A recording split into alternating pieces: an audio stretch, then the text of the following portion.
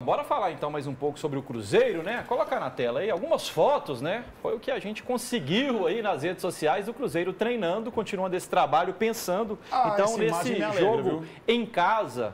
Quer dizer, em casa não, fora de casa, contra o Internacional, lá no Sul. E aí, Hugão, já vou completar e colocar aí na tela, por favor, a ficha técnica, então, desse jogo do Cruzeiro, né? Pra gente analisar aí a arbitragem dessa partida, quem vai comandar esse jogo lá no Beira-Rio é o Marcelo de Lima Henrique. O sangue de Jesus tem poder. Trio de arbitragem do Ceará e a Daiane Muniz, de São Paulo, fica com o VAR. Daiane é que estava no VAR no Galo e Grêmio, tá? Exatamente. Ela tem inclusive aquela tomada de decisão que a Nadine entendeu como sendo errada, né? Do pé alto. Marcelo de Lima Henrique, o Fael gosta muito dele. Eu tenho uma preocupação com o Marcelo de Lima Henrique, que ele costuma inverter muito as jogadas em campo. Não, eu não gosto muito dele, não. Eu não gosto da profissão, mas assim, eu acho que ele vem de um bom período errando pouco em relação aos demais. Não acho, não. Eu acho que ele inverte muitas faltas em campo. Eu acho que ele tem uma leitura equivocada de algumas jogadas, assim. Eu começo a ver ele, por exemplo, pelo menos ele não é como, vou dar um exemplo para você, como, por exemplo, Daronco, que foi um cara que eu admirava muito. Gostava quando o Daronco vinha pro painel de arbitragem.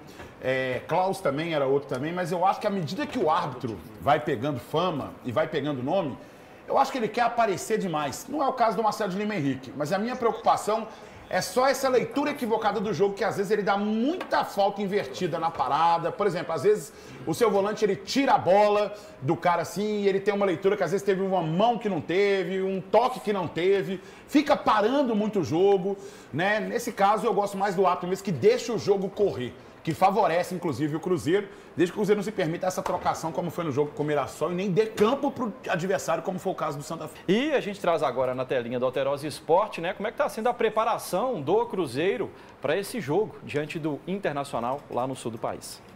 Um desafio que promete não ser nada fácil. O Cruzeiro entrará em campo contra o Internacional com o objetivo de voltar a vencer e acabar com essa fase ruim. Com apenas uma vitória nos últimos 5 jogos, o Clube Celeste quer a virada de chave contra o Gaúcho já neste fim de semana. O problema é que o adversário vive uma excelente fase. O Inter é considerado por muitos torcedores como o melhor time da temporada. No ano, são 14 jogos, com 9 vitórias e 5 empates. Além da boa fase do rival, a Raposa vai ter que superar ainda um grande tabu contra o time gaúcho.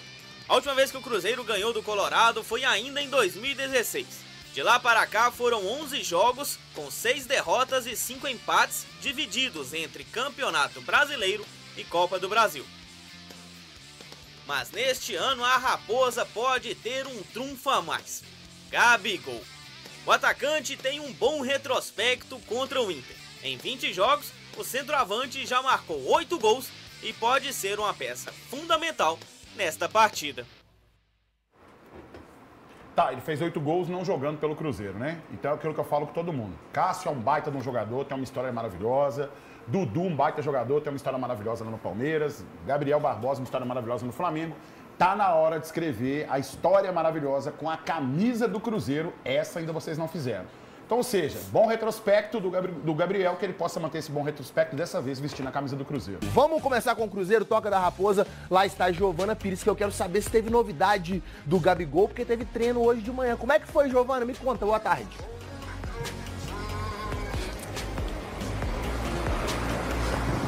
Ele segue no Rio, viu, Maurício? Muito boa tarde para você, para todo mundo que acompanha a gente aqui no Globo Esporte. O Gabigol foi liberado na quarta-feira à noite pelo Cruzeiro para participar, para poder acompanhar o julgamento do recurso dele em relação àquele caso do antidoping, que ele foi punido por tentar dificultar a realização do exame ainda em 2023, quando estava no Flamengo. A previsão é de que o resultado seja divulgado ainda hoje. E aí, se o recurso for aceito, ele é liberado normalmente e pode participar da partida do próximo domingo contra o Internacional. Caso não seja aceito, tem que cumprir a punição até a próxima terça-feira, dia 8 de abril. Falando sobre as outras dúvidas do Cruzeiro para essa partida, zagueiro Jonathan Jesus desfalcou o time nos 2 últimos jogos, mas participou das 2 últimas atividades aqui na Toca, está se recuperando de uma gripe e deve voltar ao time titular nessa próxima viagem para Porto Alegre. Por fim, Matheus Pereira, ele que é um dos nomes aí mais aguardados da torcida para saber realmente a situação do jogador, ele segue de fora, tá participando normalmente das atividades, mas ainda não deve viajar pelo Cruzeiro, está acompanhando aí, esperando o nascimento da filha.